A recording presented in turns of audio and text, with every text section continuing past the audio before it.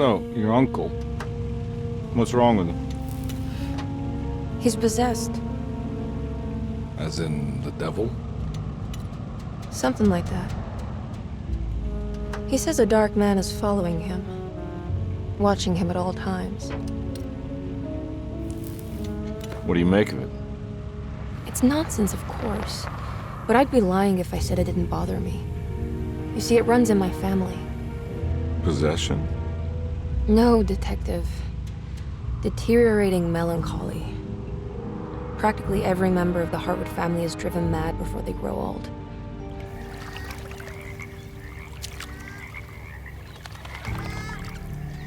But Jeremy didn't kill himself. Is that why he's at your setup? Despite being convinced that he is truly possessed, he decided to put his last chips on Dr. Gray and his psychoanalysis, figuring he might stumble upon some cure.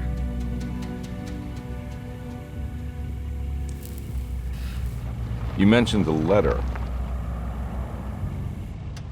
I received a disturbing letter from Jeremy accusing the staff and all the other patients of being involved in some cult. And now they are also out to get him. Could it be real? Or is it all just in his head? It's a story he tells himself, Mr. Carnby. Anything to avoid the truth. Which is? That we're all terribly insignificant. That people mean so very little to one another. That there is no one out to get Jeremy Hartwood because he isn't worth getting. Here we are.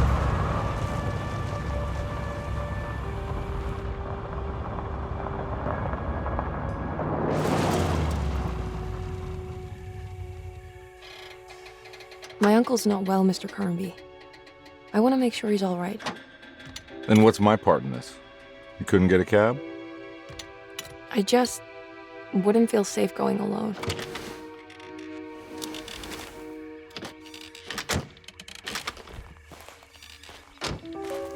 Did you bring a gun? Yeah. You think it'll actually come to that? No. But you might need to wave it around depending on how agreeable the staff will be. What exactly are we gonna do when we find Jeremy? I don't know. Let's just find him first.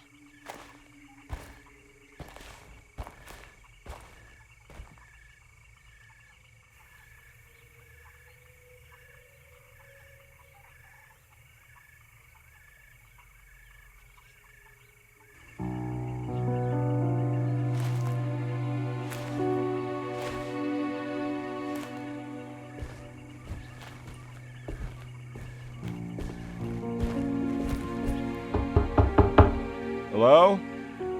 It's so quiet. Where is everyone? It's a big place. Maybe they're on the other side of the house. Stay here. I'll have a look.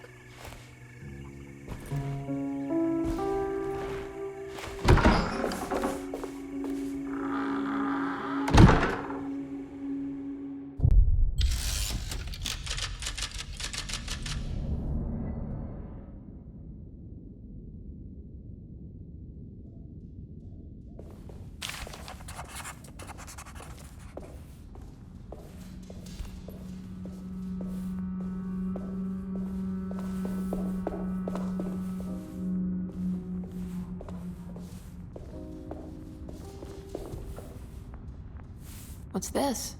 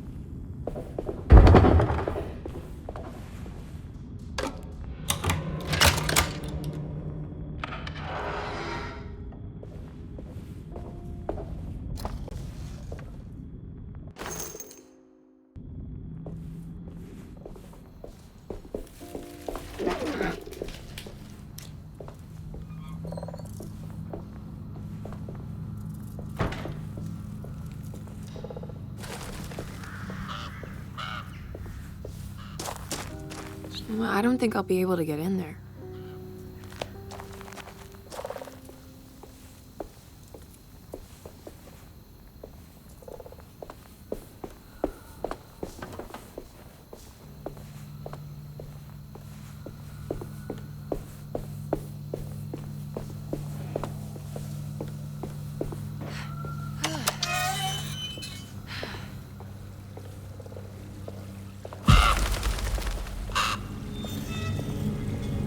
This must be older than Thunderstone. I've built the house around it.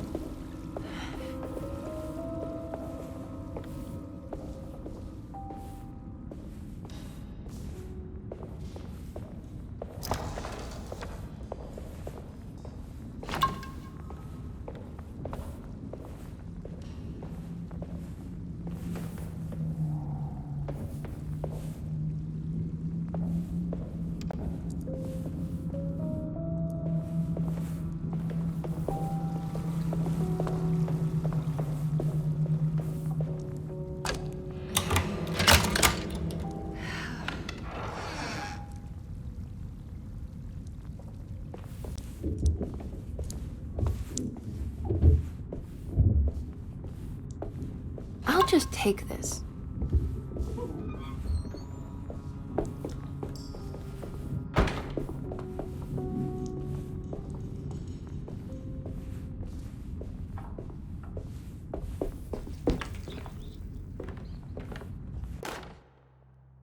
Every day your silence weighs a little heavier. It's been a difficult year for everyone, and many have lost all hope. I read in the papers about people suffering. Pictures of dust-covered landscapes without a drop of water. I wish I knew if you were still tending the earth or if you had turned your back against us. I have started to look for help elsewhere. I pray you will tell me if I am going down a path that you find disagreeable. With help from Baptiste and Charlotte, I found comfort in the practice of the voodoo. I have long been skeptical of that Caribbean cult, but it's been of good use to me. It seems all harmless in my book. I say some words dreamt up by the Creoles, and I carry around a small pocket of gris-gris. Nothing of this is mentioned in the Bible, of course, but the French Quarter priestess tells me it's all connected. She says the Christian God is just one more perspective on the creator of things.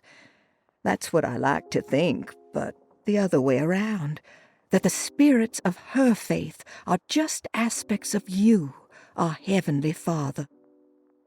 I am so grateful for the words you gave Mr. Hartwood. We will sing your praises at St. John's Eve.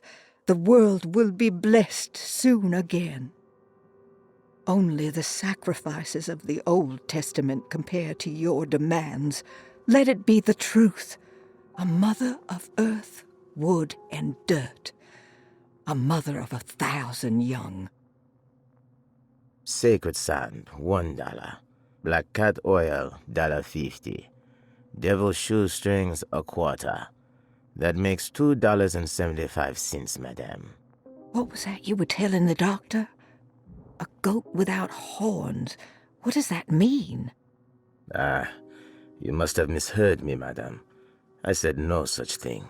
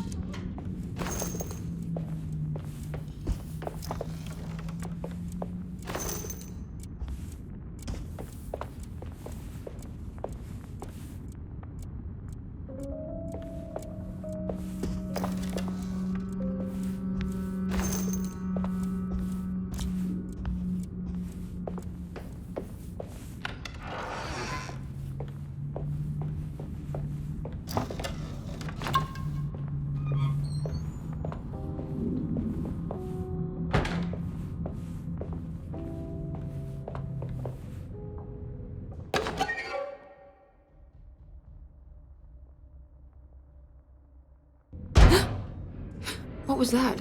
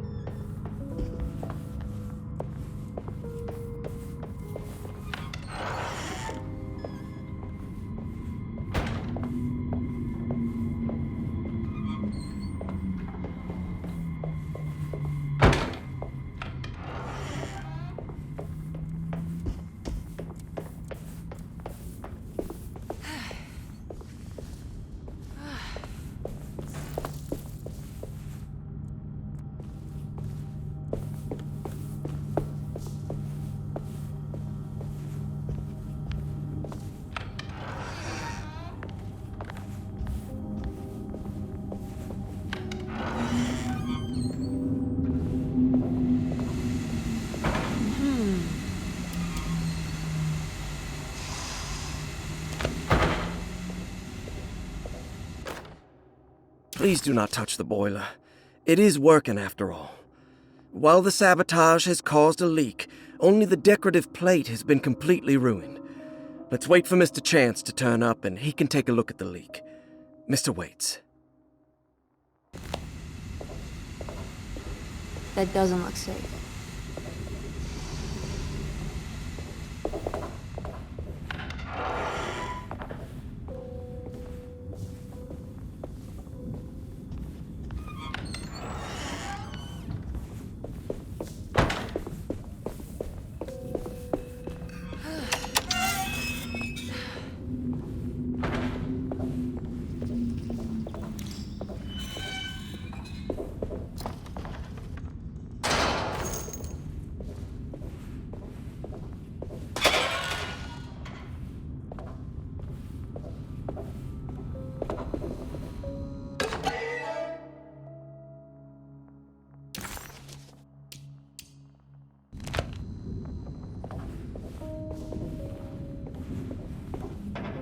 I need the key.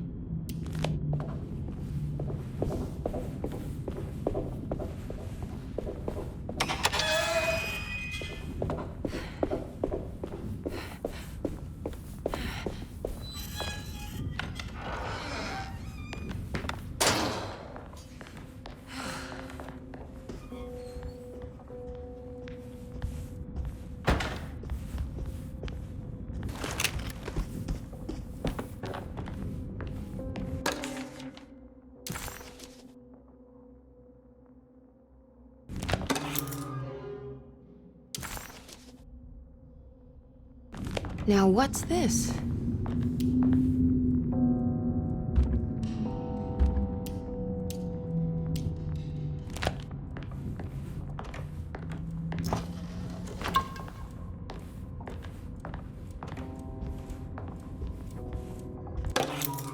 Sunday, June 22nd. I spent all day looking for Jeremy. I should have cared for the others, but I'm scared that he will do something irreversible. Cassandra is upset that I didn't give her the latest shipment of pain medication that Waits brought from the post office yesterday. I would have given it to her, but the company didn't send a new key this time around, so the box is just sitting there on my desk. They must have figured we had plenty of their gimmicky keys by now. I only remember seeing one lately. Grace was playing with it inside the grand parlor. Unless it turns up by itself, it will have to wait. I have to figure out where Jeremy is. I think Jack knew something. That dog of his found a strange rot permeating the house. She's showing us, he said. Like those blots and streaks of fetid rot was talking to him.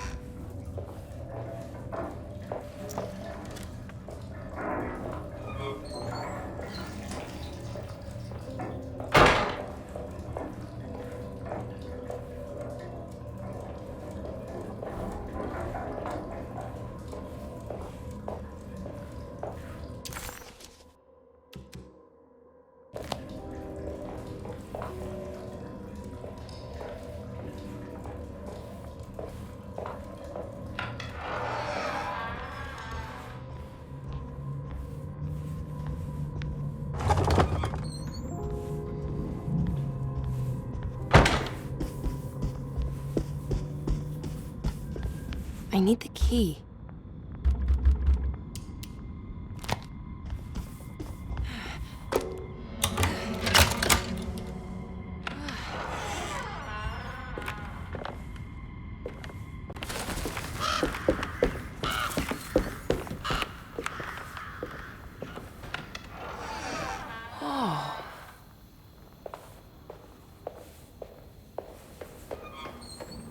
I need the key.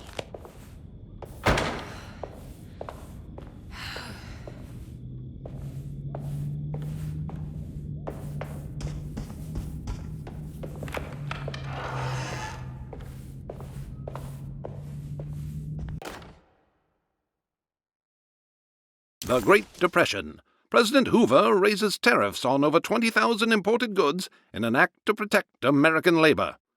Following the collapse of the Wall Street stock market on October 24 last year, American industry has suffered greatly.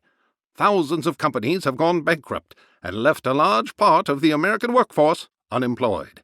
In an attempt to turn the tide, the Smoot-Hawley Tariff Act has been signed by President Herbert Hoover. By regulating commerce with foreign countries, the government hopes to encourage the industries of the United States to compete with cheap foreign imports. Superstition on rise. New Orleans voodoo stores and spiritual mediums see increased profit during troubled times. While the market has faced hard times ever since Black Thursday of last year, voodoo doctors and snake charmers see significant rise in number of customers. With the coming Eve of St. John on the 23rd, the police expect increased cult activity around Bayou St. John, the southern shore of Lake Pontchartrain. Voodoo rituals in that area on the Eve of St. John have a long tradition reaching back to the first snake worshippers brought as slaves from West Africa.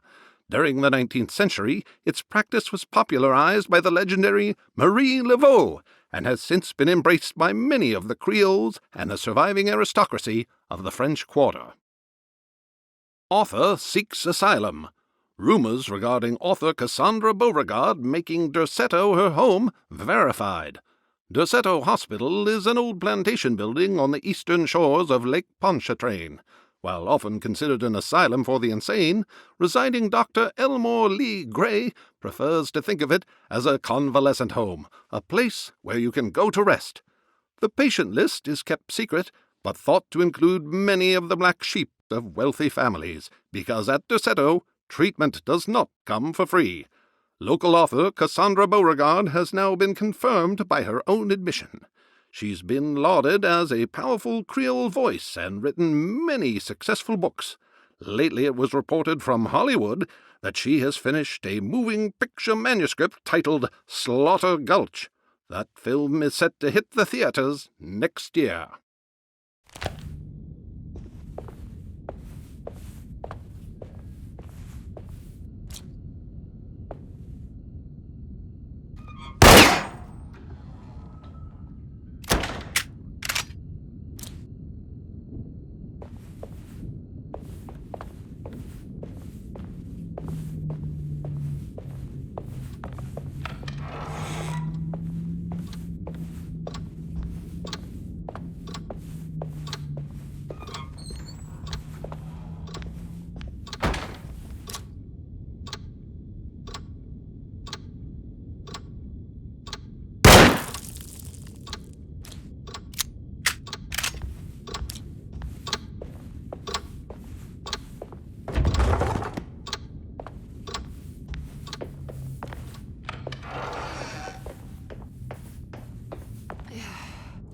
I need the key.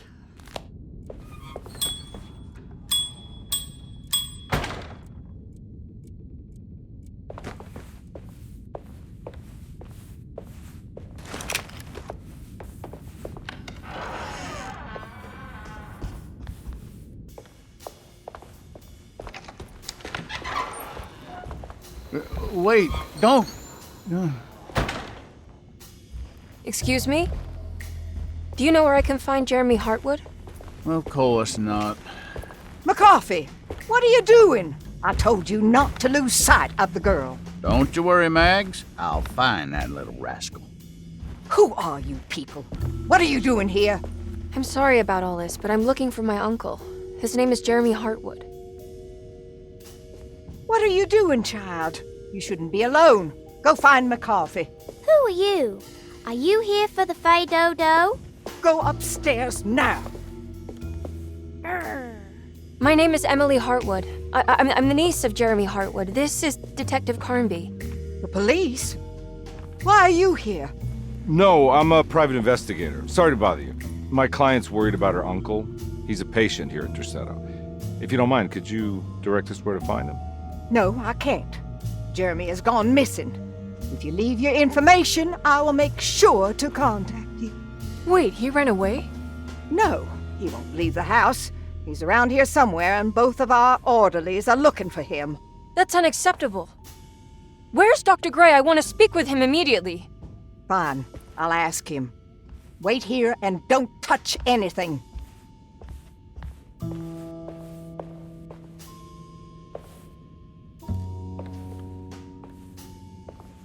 Do you want to see Jeremy's room? Can you show us? Follow me.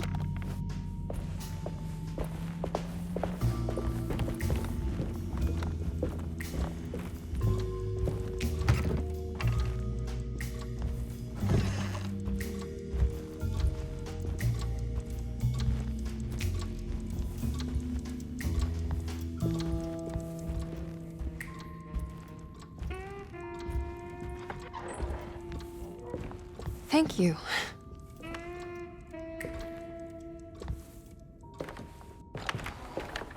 Strange kid. Let's look around, see what we can find.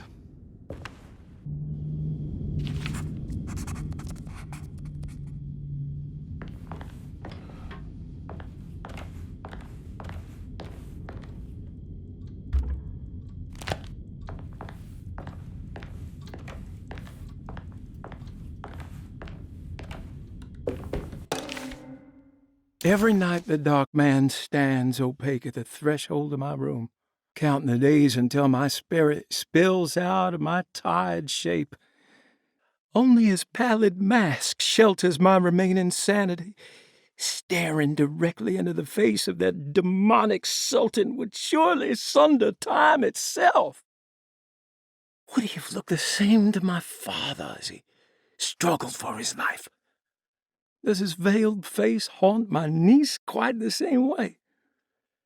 I wish so that I could rest my soul in that sunburnt convent of Tarawea. Would I find you there, Juan? Or Senora Perosi, back from the beyond? Every night I hide from him, moving from one misshapen memory to another. Scenes conjured out of fantasy and delirium. Places I struggle to even paint. I wish I understood your death, Signora. Is there anything I could do for you but bury you in that bleak necropolis? That triumphant chapel rising above the ledges and the oven vaults shall be your sepulchre, where you may rest, and I shall weep.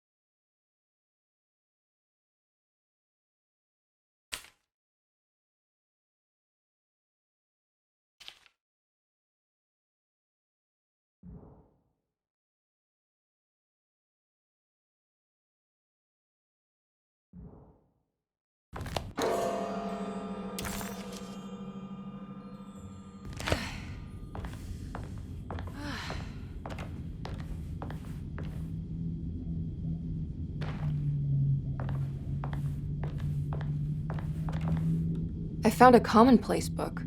What's that? A notebook with all kinds of stuff in it. Do you know a place called Tarawea? Never heard of it. Is it close? I've no idea. Just seems like it was a place Jeremy wanted to visit. Good to know.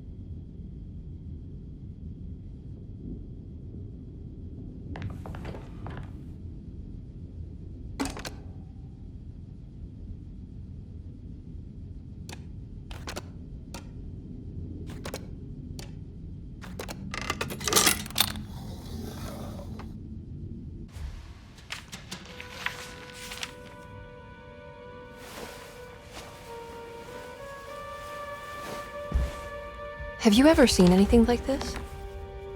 Looks like a talisman. You mean like this one?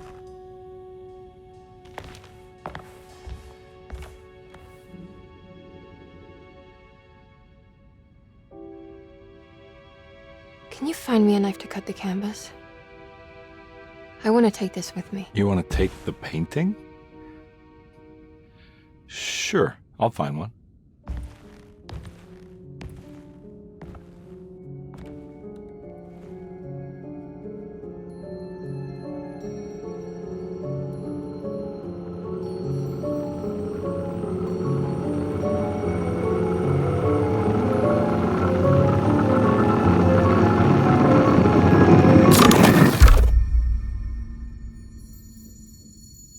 I found this tube as well. Should keep it safe for you. Do you want to carry it or should I? Miss Hartwood? Emily? I'll take it. Thank you. We're done here, right? I'm not sure. I don't know how to do any of this. Listen, I think we should talk to Dr. Gray. He must know something about what's going on around here. Okay. Let's do that.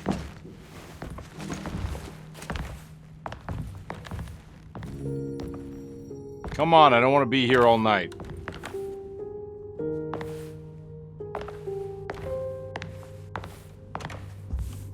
Detective Carnby? Where did...